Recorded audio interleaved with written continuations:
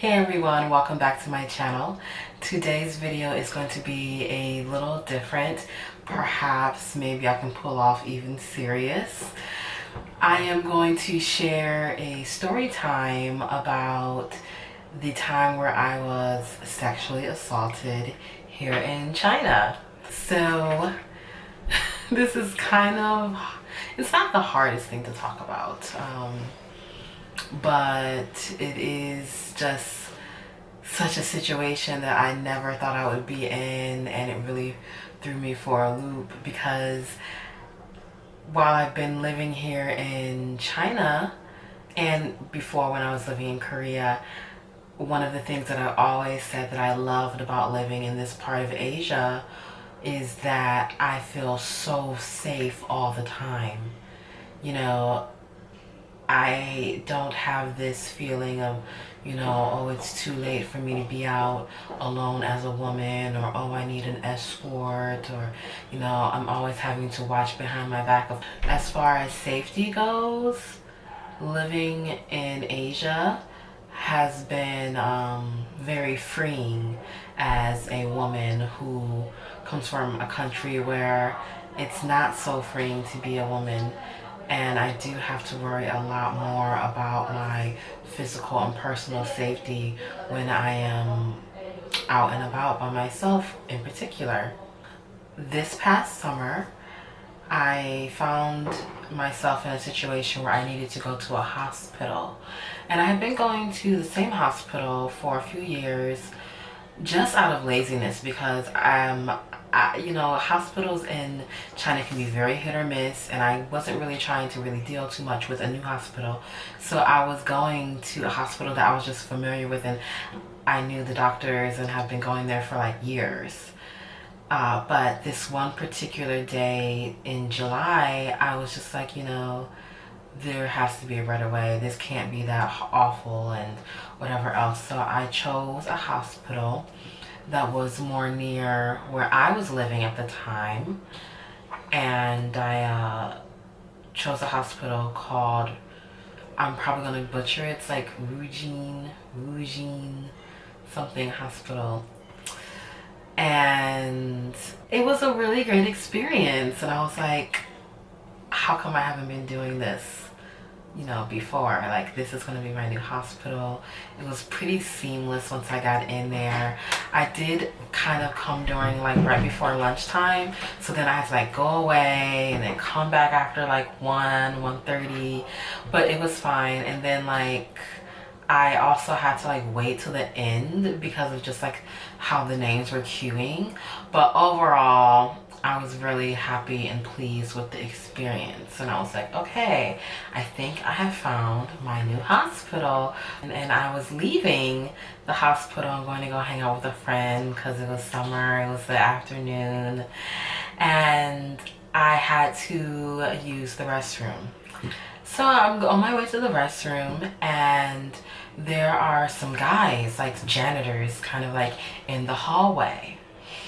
Any foreigner who's been here for a long time can attest that a lot of times the Chinese, they like to do kind of, a little hey, how you doing, where you from, blah, blah, blah, blah, blah. And sometimes I oblige them with, my 3 or 4 words that I know of Mandarin. And I thought that this was one of those times, but it was not.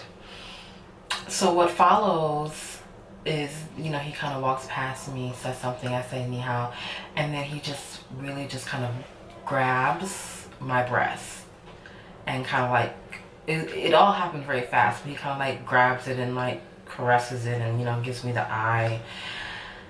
And it was,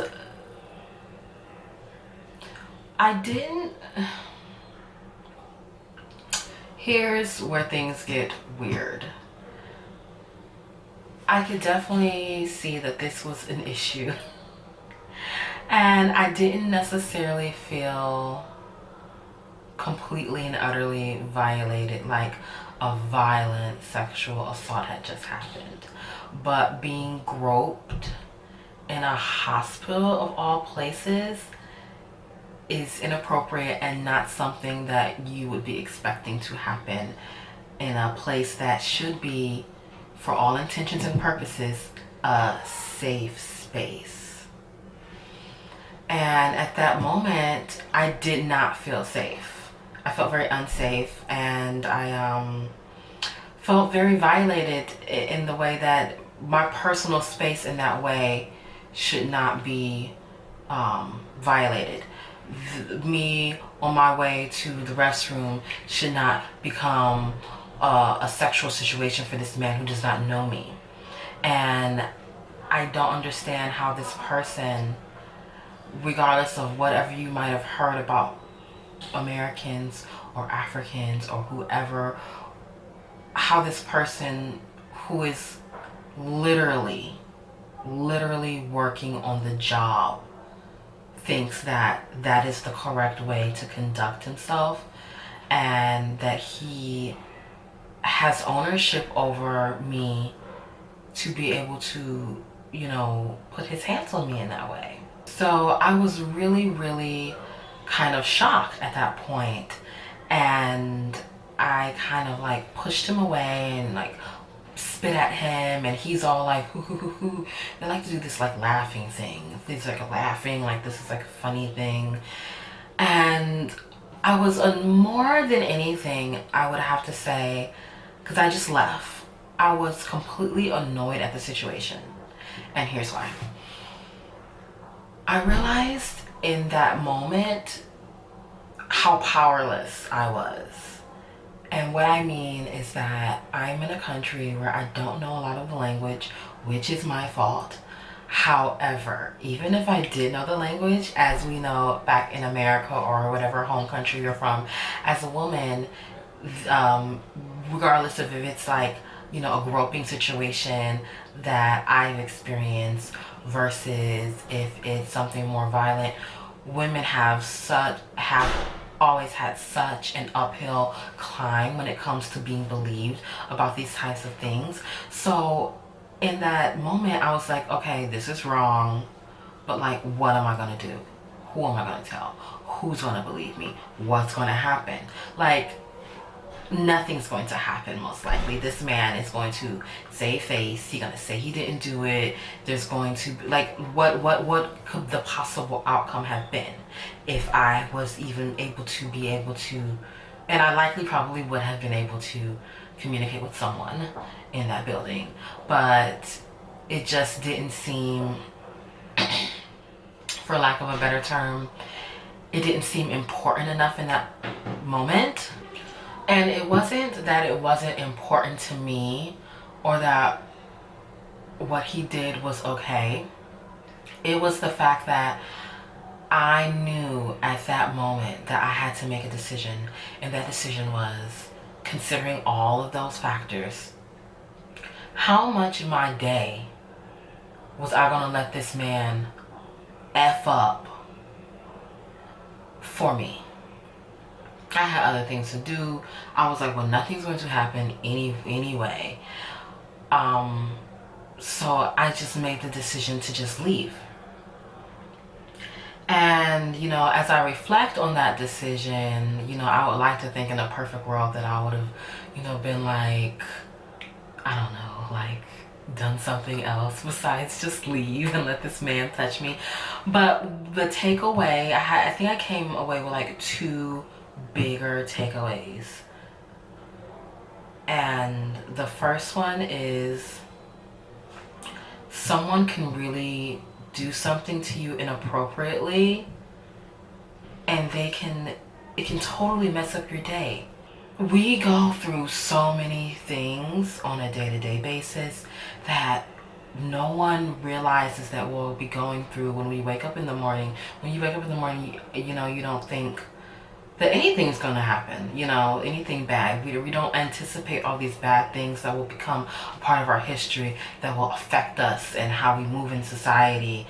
But these people, other people that have the ability, to kind of leave that imprint on you. And the other thing that I kind of remembered or realized is that, you know, I had said at the beginning, I felt, you know, in Asia, I felt so very safe.